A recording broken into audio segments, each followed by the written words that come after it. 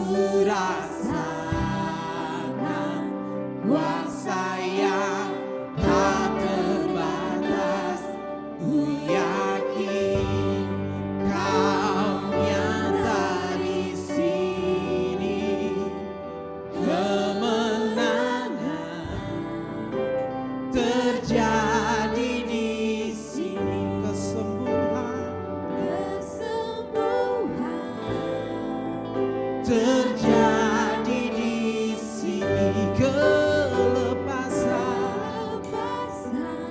Oh, terjadi di sini.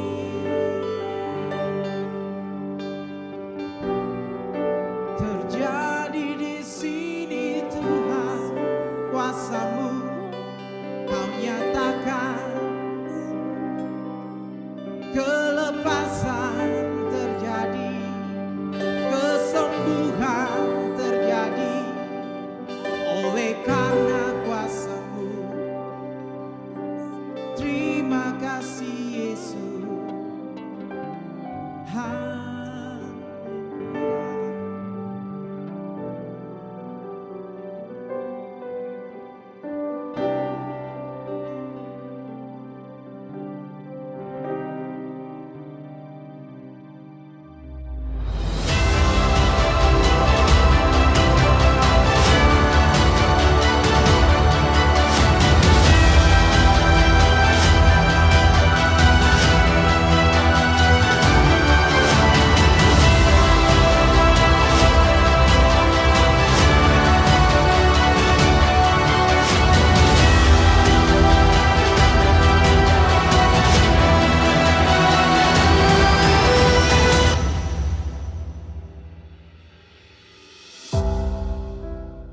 Salam, salam sejahtera keluarga MDC Kupang dan jemaat Tuhan dimanapun berada.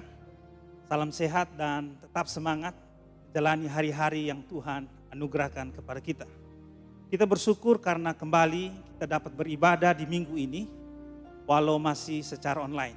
Kita percaya bahwa Allah yang kita kenal dalam Kristus adalah pribadi yang tidak dapat dibatasi oleh ruang dan waktu. Sehingga dimanapun kita berada, dan dengan hati yang tulus dan rindu untuk beribadah kepadanya, maka kita percaya Ia bersedia untuk menyapa setiap kita. Amin.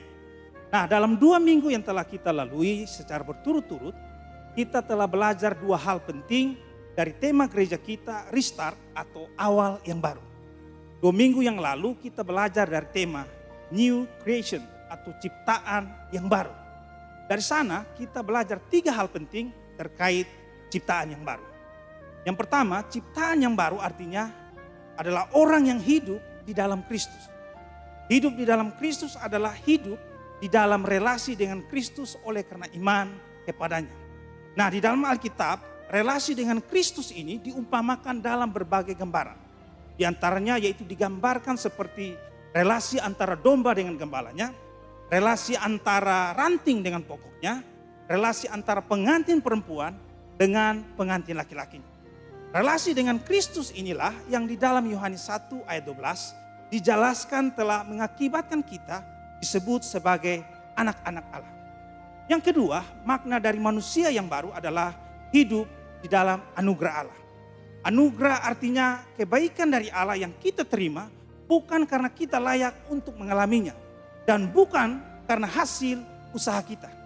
Karena kalau kita layak untuk menerimanya dan hal tersebut merupakan hasil usaha kita, maka itu namanya adalah upah. Sehingga dari sini kita mengerti seperti yang ditulis di dalam Yohanes 1 ayat 12, jika kita disebut sebagai anak-anak Allah, hal itu adalah karena anugerah dari Allah. Kita diperdamaikan dengan Allah karena anugerah yang kita terima di dalam dan melalui Yesus Kristus. Anugerah yang perlu kita syukuri. Anugerah yang menyanggupkan kita untuk memandang hari depan dengan penuh pengharapan. Yang ketiga, ciptaan yang baru atau manusia yang baru itu adalah orang yang hidup dengan masa depan yang baru. Itulah masa depan yang penuh dengan makna. Dan minggu lalu kita telah sama-sama belajar dari tema minggu ketiga, A New Direction atau sebuah arah yang baru. Dari sini kita memahami 3 hal penting tentang hidup di dalam arah yang baru. Yaitu yang pertama, bahwa wujud dari hidup yang baru adalah hidup dengan tujuan yang baru. Bagaimana kita dapat mengetahui bahwa seseorang telah mengalami pembaruan dalam kehidupannya? Atau yang di dalam 2 Korintus 5 ayat 17 istilahkan sebagai menjadi ciptaan baru. Antara lain, lihatlah dari tujuan hidupnya. Nah, dari sini kita menjadi mengerti bahwa dosa dalam bahasa aslinya adalah hamartia, yang artinya adalah meleset dari sasarannya. Jadi wujud dari sebagai ciptaan yang baru adalah memiliki tujuan yang baru, yaitu tujuan hidup yang sesuai dengan tujuan Allah. Yang kedua, wujud dari hidup yang baru adalah hidup dengan tujuan untuk menyenangkan hati Tuhan. Kalau semula orang hidup hanya untuk menyenangkan dirinya sendiri, atau yang diistilahkan Rasul Paulus di dalam 2 Korintus 5 ayat 12, yaitu hidup memuji-muji diri sendiri dan bermegah karena hal-hal lahiriah, maka dalam kehidupan yang baru, sekarang orang hidup dengan tujuan untuk menyenangkan hati Tuhan. Dan yang ketiga, wujud dari hidup yang baru adalah hidup dengan tujuan untuk menjadi berkat bagi sesama. Di sini kita diingatkan bahwa di satu sisi kita hidup untuk melakukan kehendak Allah, di sisi yang lain sebagai implikasinya kita hidup untuk menjadi berkat bagi orang lain. Kedua hal ini berjalan seiring dan tidak dapat dipilih hanya salah satu darinya. Bukan salah satu dari antaranya, tetapi kedua-duanya atau sama sekali tidak. Nah, minggu ini kita akan sama-sama belajar dari tema kita, yaitu a new perception. Nah, atau sebuah persepsi yang baru. Untuk itu, mari kita membaca firman Tuhan yang terambil dari 2 Korintus 5 ayat 14 sampai ayatnya yang ke-15. Tetapi sebelum kita membaca firman Tuhan, mari kita menghadap Tuhan di dalam doa. Kita berdoa. Tuhan Yesus, kembali kami bersyukur kepadamu Tuhan, karena kami tahu jika kami pada hari ini dapat menyelenggarakan ibadah di hari Minggu keempat di bulan Januari ini ya Tuhan. Semua itu karena anugerah yang daripadamu ya Tuhan. Berkatilah setiap kami ya Tuhan, dimanapun kami berada. Biarlah setiap kami jemaat-Mu yang datang dengan rindu untuk mengalami perjumpaan dengan Engkau. Engkau hadir dan menyapa setiap kami ya Tuhan. Kami bersyukur untuk pagi hari ini dan kami siap untuk mendengarkan firman-Mu. Dalam nama Tuhan Yesus kami berdoa dan bersyukur. Amin. Baik, mari kita buka Alkitab kita yang terambil dari 2 Korintus 5 ayat 14 sampai ayatnya yang ke-15. Demikian bunyi firman Tuhan. Sebab kasih Kristus yang menguasai kami, karena kami telah mengerti bahwa jika satu orang sudah mati untuk semua orang, maka mereka semua sudah mati. Ayat 15, dan Kristus telah mati untuk semua orang, supaya mereka yang hidup tidak lagi hidup untuk dirinya sendiri, tetapi untuk Dia yang telah mati dan telah dibangkitkan untuk mereka.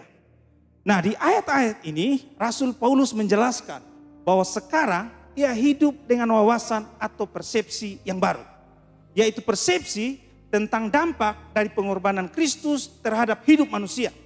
Di ayat 14, Paulus menyebut persepsi ini sebagai pengertian atau pemahaman yang baru. Di situ ia berkata bahwa sekarang ia telah mengerti atau ia memperoleh persepsi yang baru dan benar, yaitu karena Kristus telah mati untuk semua orang, maka mereka semua yang ada di dalam Kristus juga sudah mati. Yang ia maksudkan dengan sudah mati di sini tentu bukanlah kematian secara jasmania, namun kematian dari kehidupan yang lama. Nah, lebih lanjut di ayat 15, Rasul Paulus menjelaskan bahwa semua orang yang ada di dalam Kristus juga hidup, yaitu hidup di dalam kehidupan yang baru. Di dalam kedua ayat tersebut, ia juga menjelaskan bahwa wawasan atau persepsi yang baru dan benar tentang pengorbanan Kristus ini mempengaruhi 3 hal dalam hidupnya. Dari situ kita dapat melihat pengaruh dari persepsi dalam hidup manusia. Sehingga dengan demikian kita juga dapat melihat pentingnya untuk hidup dalam persepsi atau cara pandang yang benar. Nah, ketiga pengaruh dari persepsi itu adalah sebagai berikut. Yang pertama, persepsi akan mempengaruhi motivasi dalam hidup kita. Saya ulangi, persepsi akan mempengaruhi motivasi dalam hidup kita. Memang motivasi yang menggerakkan niatan dan tindakan kita antara lain ditentukan oleh wawasan kita atau cara pandang kita. Apabila wawasan yang diistilahkan oleh Stephen Covey sebagai paradigma ini berubah, maka motivasi atau niatan kita juga akan berubah. Di dalam buku yang sangat terkenal, 7 kebiasaan dari orang-orang yang sangat efektif, Stephen Covey menceritakan tentang apa yang ia alami ketika suatu hari Minggu ia melakukan perjalanan dengan menggunakan subway atau kereta api bawah tanah di kota New York. Saat itu semua penumpang duduk dengan tenang. Ada yang sedang membaca koran, ada yang sedang melamun, dan juga ada yang sedang beristirahat dengan memejamkan matanya. Di salah satu stasiun, seorang laki-laki bersama beberapa anaknya masuk ke dalam gerbong. Ketika kereta mulai berjalan kembali, anak-anak itu mulai berteriak-teriak, saling melemparkan barang terhadap satu sama lain, dan bahkan menarik koran yang sedang dibaca oleh penumpang yang lain. Sementara itu sang ayahnya diam saja, memejamkan matanya dan bersikap tidak peduli terhadap perilaku anak-anaknya itu. Nah, melihat hal itu, Stephen Covey merasa sangat jengkel karena beranggapan bahwa si ayah tadi sangat tidak bertanggung jawab. Akhirnya ia tidak dapat menahan dirinya lagi dan dia menegur laki-laki tersebut dengan berkata, "Tolong kendalikan anak-anakmu. Mereka mengganggu para penumpang yang lain." Nah, mendengar teguran Stephen Covey tersebut, sang ayah tadi seperti tersadar dari lamunannya dan berkata, "Maaf, seharusnya saya tidak membiarkan mereka berbuat seperti itu. Kami baru saja meninggalkan rumah sakit. Istri saya, ibu dari anak-anak saya baru saja meninggal 1 jam yang lalu. Saya tidak mampu berpikir dengan jernih dan nampaknya anak-anak saya juga demikian." Nah, mendengar penjelasan laki-laki ini, seketika itu juga persepsi atau pandangan Stephen Covey dan para penumpang yang lain terhadap keadaan itu langsung berubah. Dari melihat seorang laki-laki yang tidak bertanggung jawab, mereka sekarang melihat orang tersebut sebagai laki-laki yang sedang berduka. Dan dari niatan atau motivasi untuk marah terhadap laki-laki tersebut, sekarang mereka jadi memaklumi dan ingin menghibur yang bersangkutan. Nah, dari sini kita dapat melihat bagaimana persepsi akan mempengaruhi motivasi dalam diri manusia.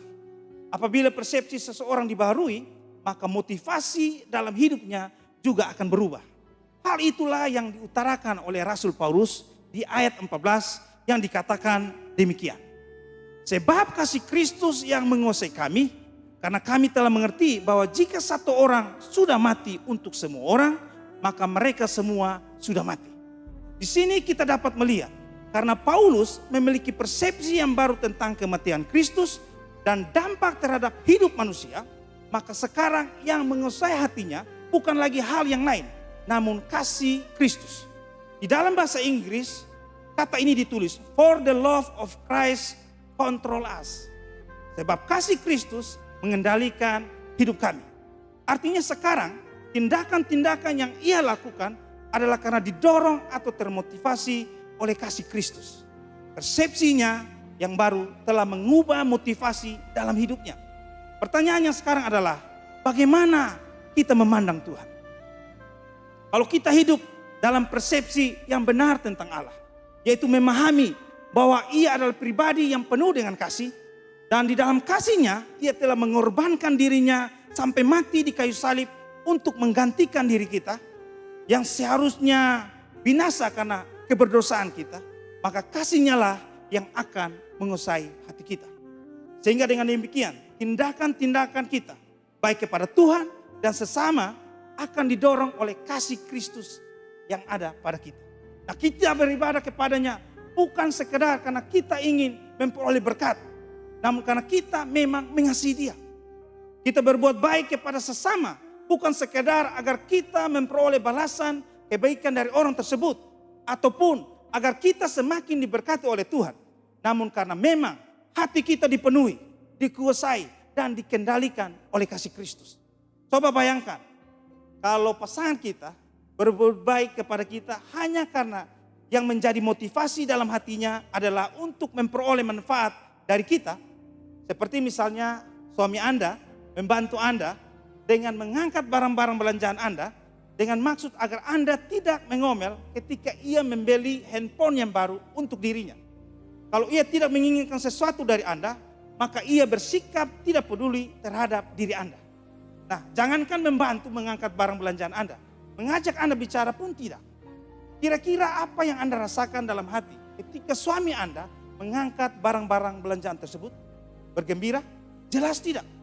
Sebab Anda tahu bahwa motivasi di balik tindakan yang ia lakukan bukanlah kasih, namun karena ia memiliki kepentingan untuk dirinya sendiri. Bukankah hal seperti itu yang sering kita lakukan terhadap Tuhan? Kita berbuat ini dan itu hanya agar kita memperoleh manfaat dari Dia. Kita melakukan ini dan itu karena ada maunya. Kita melakukan ini dan itu karena ada udang di balik batu. Dan bukan karena hati kita dikendalikan oleh kasih kepada Kristus.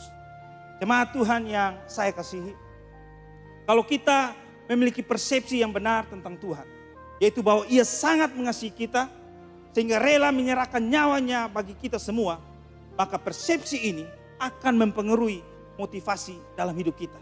Yaitu semua yang kita lakukan sekarang adalah karena kasih Kristus yang menguasai hati kita. Kita beribadah karena kita mengasihi Tuhan. Kita melayani karena kita mengasihi Tuhan. Kita bekerja secara bertanggung jawab karena kita mengasihi Tuhan. Yaitu karena kita tidak ingin namanya dipermalukan karena perilaku kita. Kita mengisi waktu kita dengan hal-hal yang bermutu karena kita mengasihi Tuhan. Yaitu agar supaya dengan demikian hidup kita menjadi kesaksian yang memuliakan namanya. Bukankah dengan demikian kehidupan kita akan menjadi kehidupan yang tidak sia-sia? Yaitu karena hari-hari yang kita lalui di sepanjang tahun ini akan kita pandang sebagai kesempatan yang dapat kita isi dengan kehidupan yang bermutu dan bermakna. Itulah kehidupan yang restart atau kehidupan dengan awal yang baru. Itulah hidup dengan wawasan yang baru atau new perception. Itulah hidup dengan motivasi yang baru, juga motivasi yang mulia. Selanjutnya, sekarang yang kedua. Persepsi akan mempengaruhi tata nilai dalam hidup kita. Sekali lagi, persepsi akan mempengaruhi tata nilai dalam hidup kita. Apakah tata nilai? Apakah tata nilai? Secara sederhana, kata tata nilai artinya adalah bagaimana kita menilai sesuatu. Bagaimana kita membedakan antara hal-hal yang sangat bernilai, kurang bernilai, dan yang sama sekali tidak berharga. Sebagai contoh, bagi orang-orang tertentu, kekayaan lebih bernilai dibandingkan kejujuran.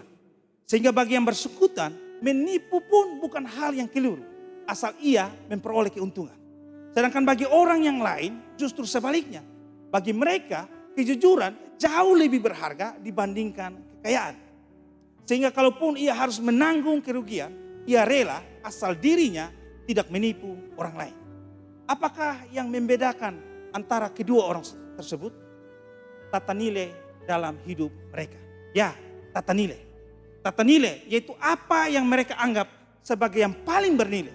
Bagi orang yang pertama, kekayaan adalah yang paling bernilai. Sedangkan bagi orang yang kedua, justru kejujuranlah yang paling bernilai. Nah, Rasul Paulus menjelaskan bahwa perubahan persepsi dalam hidupnya juga mengubah tata nilai dalam dirinya. Hal inilah yang ia kemukakan di ayat yang ke-15, dikatakan demikian. Dan Kristus telah mati untuk semua orang, supaya mereka yang hidup tidak lagi hidup untuk dirinya sendiri. Artinya, kalau semula orang hidup bagi dirinya sendiri, atau yang biasa diistilahkan sebagai hidup secara egois, maka sejak yang bersangkutan memiliki persepsi yang baru tentang pengorbanan Kristus, sekarang ia tidak lagi hidup secara egois, alias tidak lagi hidup untuk dirinya sendiri. Apakah sesungguhnya sikap yang egois itu? Sikap egois adalah pandangan bahwa dirinya jauh lebih penting, jauh lebih bernilai, jauh lebih berharga daripada orang lain. Sedemikian berharganya sehingga demi kepentingan dirinya sendiri, dia rela untuk mengorbankan atau mengabaikan kepentingan orang lain. Nah, misalkan menyerobot antrian merupakan salah satu contohnya. Kita mengesampingkan orang lain dengan menyerobot antrian agar kita berada di barisan yang paling depan, yang sesungguhnya bukan merupakan hak kita. Tindakan ini merupakan cerminan dari tata nilai dalam hidup kita. Yaitu kita menganggap diri kita jauh lebih penting dan lebih bernilai dibandingkan orang lain. Di ayat 15 tadi, Paulus berkata bahwa pemahaman atau persepsi dalam dirinya tentang kerelaan Kristus untuk berkorban dan mati untuk semua orang mengakibatkan ia tidak lagi hidup untuk dirinya sendiri. Artinya, persepsi ini mempengaruhi tata nilai dalam hidupnya. Singkatnya, orang yang mengalami pembaruan hidup sehingga menjadi ciptaan yang baru adalah orang yang hidup dengan persepsi yang baru dan tata nilai yang berubah. Itulah kehidupan yang restart. Itulah kehidupan dengan sebuah persepsi yang baru. A new perception. Tentu di dalam menjalani kehidupan ini seharusnya kita menempatkan Tuhan sebagai yang paling bernilai dalam kehidupan kita. Kita perlu menyadari bahwa semua yang pada umumnya diandalkan oleh manusia, entah itu pengetahuan, pengalaman, ataupun kepandaian, sesungguhnya terbatas sekali kegunaannya. Ini tidak berarti bahwa pengetahuan, pengalaman kita ataupun kepandaian sama sekali tidak berguna. Saya tidak bermaksud atau tidak berkata demikian. Itu bukan maksud saya. Nah, tetapi yang saya maksudkan adalah kegunaannya bersifat terbatas. Nah, ini terbukti ketika menghadapi masa yang berubah dan situasi yang sukar seperti sekarang ini. Ternyata kepandaian tidaklah dapat menolong manusia. Di dalam situasi seperti sekarang, kita sungguh-sungguh memerlukan Tuhan. Oleh sebab itu, di dalam kesempatan ini, kembali kami para pemimpin gereja mengajak Bapak Ibu jemaat Tuhan untuk mengutamakan dan mengandalkan Tuhan di dalam kehidupan kita. Yaitu dengan menyerahkan diri melalui doa kepada tuntunannya. Doa yang dapat kita laksanakan melalui ibadah harian. Di mana kita datang merendahkan diri kita di hadapan Tuhan di waktu pagi, siang, dan petang. Nah, melaluinya kita diajak untuk sama-sama merendahkan diri dan menaikkan pergumulan-pergumulan kita kepada Tuhan. Kita percaya pengharapan kita kepada Tuhan Yesus tidak akan pernah dikecewakannya. Nah, sekarang yang ketiga, persepsi akan mempengaruhi tujuan dari hidup kita. Sekali lagi, persepsi akan mempengaruhi tujuan dari hidup kita. Bukan saja wawasan atau cara pandang kita akan mempengaruhi motivasi dan tata nilai, persepsi atau wawasan atau cara pandang kita juga akan mempengaruhi tujuan dari hidup kita. Sebagai contoh, kalau orang hidup dengan wawasan yang sempit, maka ia akan hidup dengan tujuan yang rendah atau hina. Kalau orang berpikir secara cepat, sehingga ia melihat hidup ini hanya sebatas keberadaan di dunia yang sekarang ini saja, maka tujuan hidupnya adalah bagaimana ia dapat mengeruk kekayaan sebanyak-banyaknya, kedudukan yang setinggi-tingginya, ketenaran yang sehebat mungkin di dunia ini. Kalau perlu, segala cara dihalalkannya agar tujuan ini tercapai. Bagi dirinya, yang penting adalah sekarang, hidup dengan senang, peduli apa tentang hari esok. Itulah kehidupan yang sesungguhnya sangat miskin. Walaupun dalam pandangan orang, ia mungkin adalah pribadi yang kaya. Memang mungkin secara lahiriah yang bersangkutan sangat kaya raya. Namun secara batiniah, ia dalam keadaan yang sangat miskin dan merana.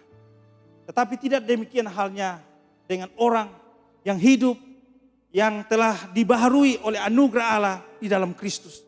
Persepsi dalam hidupnya berubah, sehingga tujuan dan hidupnya pun berubah menjadi baru. Hal inilah yang dikemukakan Rasul Paulus dalam kalimat kedua dari ayat yang ke-15 yang dikatakan demikian. Dan Kristus telah mati untuk semua orang, supaya mereka yang hidup tidak lagi hidup untuk dirinya sendiri, tetapi untuk Dia yang telah mati dan telah dibangkitkan untuk mereka. Nah, di sini Paulus berkata bahwa orang yang hidup di dalam Kristus tidak lagi hidup untuk diri mereka sendiri, tetapi untuk Dia, yaitu Kristus yang telah mati dan telah dibangkitkan untuk mereka. Artinya sekarang mereka memiliki tujuan hidup yang baru, yaitu hidup untuk menyenangkan hati Kristus yang telah mengasihi mereka. Sekarang mereka hidup dengan arah yang baru, yaitu untuk melakukan kehendak Allah di dalam kehidupan mereka sehari-hari. Jemaat Tuhan yang saya kasih, ingatlah ini. Tujuan dalam kehidupan kita akan menentukan mutu dari kehidupan kita. Saya ulang, tujuan dalam hidup kita akan menentukan mutu dari kehidupan kita. Karena itu, tujuan hidup yang bermutu akan menjadikan hidup kita berkualitas mulia. Sebaliknya, tujuan hidup yang hina akan menjadikan hidup kita bermutu rendah. Nah, pertanyaannya adalah, apakah tujuan hidup yang bermutu? Apakah hidup yang berkualitas itu? Dan apakah hidup yang mulia itu? Itulah hidup sesuai dengan maksud Tuhan dalam menciptakan diri kita. Apakah maksud Allah menjadikan kita? Nah, Allah menciptakan kita untuk menyenangkan hatinya. Nah, di Pulau Patmos, Rasul Yohanes mendengar para malaikat surgawi menyembah Allah dan berkata, dan oleh karena kehendak-Mu semua itu ada dan diciptakan. Nah, ini artinya untuk kesukaan Allah kita ada dan diciptakan. Oleh karena itu, kalau kita ingin hidup kita yang satu kali ini menjadi hidup yang bermutu, maka hiduplah untuk menyenangkan hati Tuhan. Artinya kalau kita ingin tahun yang sedang kita jalani ini bukan sekedar sebagai tahun yang sukar, namun sebagai tahun di mana kita dapat mengisinya dengan kehidupan yang penuh dengan makna, maka hiduplah dengan tujuan yang baru, yaitu hidup untuk melakukan kehendak Tuhan. Itulah hidup yang restart, hidup dalam awal yang baru. Itulah hidup dalam wawasan atau cara pandang yang baru dan benar, a new perception. Itulah hidup dengan pemahaman yang baru, di mana kita memandang Tuhan dengan pemahaman yang benar, di mana kita menilai diri kita sendiri dengan penafsiran yang benar, di mana kita melihat lingkungan di sekitar kita dengan pendapat yang benar. Persepsi yang baru dan benar yang akan menentukan masa depan kita. Sehingga dengan demikian kita akan melewati hari-hari yang ada di depan kita bukan dengan rasa gentar, tetapi dengan percaya bahwa Allah yang mengasihi kita di dalam Kristus Yesus tidak akan pernah meninggalkan maupun membiarkan kita seorang diri menghadapi hidup yang ada di hadapan kita ini. Kita percaya bersama dengan Allah kita akan melakukan perkara-perkara yang besar. Jemaat Tuhan yang saya kasihi, di luar Kristus kita bagaikan 5 orang buta yang ingin memahami seekor gajah. Karena masing-masing mereka memegang bagian yang berbeda dari tubuh sang gajah, yaitu ada yang memegang kaki, ada yang memegang belalai, telinga, ekor, bahkan badan dari sang gajah. Maka mereka memiliki persepsi yang beda tentang seekor gajah satu dengan yang lain. Kalau saja mata mereka terbuka, barulah mereka dapat memandang dan memahami si gajah dengan persepsi yang baru dan yang benar. Berita baiknya bagi kita, anugerah Kristus mencelikan mata hati kita, sehingga kita dapat mengenal Allah dengan benar. Allah yang mengasihi kita dan yang kasih-Nya menenteramkan hati kita.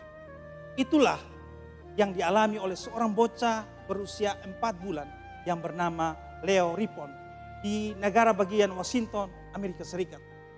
Sejak lahir, Leo kecil ini mengalami kelainan genetis sehingga ia tidak dapat melihat dengan jelas. Ia tidak dapat mengenali ayah dan ibunya kecuali sesudah meraba wajah mereka dan dengan tangannya. Para dokter ahli menciptakan kacamata khusus untuk Leo. Ketika kacamata itu dikenakan pada Leo untuk pertama kalinya, orang tua Leo mengundang beberapa kerabat mereka untuk datang dan menyaksikan reaksi Leo. Reaksi ketika untuk pertama kalinya melihat wajah dari ibunya. Sang ibu yang selama ini hanya ia kenal melalui suaranya dan baru dapat ia bedakan dari sang ayah kalau ia sudah meraba wajah mereka. Dan hari itu ia dapat melihat wajah ibunya pada saat itu. Lihatlah wajah yang gembira dan senyum yang manis dari Leo ketika untuk pertama kalinya dalam hidupnya ia melihat wajah dari ibunya. Persepsi yang baru dan benar tentang ibunya ini membangkitkan rasa sukacita dan damai dalam hati Leo.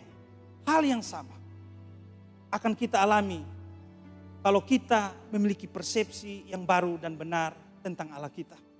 Allah yang di dalam kasih-Nya telah rela mengorbankan diri-Nya dalam Yesus Kristus bagi kita. Kasih yang Ia buktikan melalui kematian Kristus di kayu salib bagi kita semua. Kasih yang menjadikan kita sebagai ciptaan yang baru dan yang memiliki masa depan yang baru.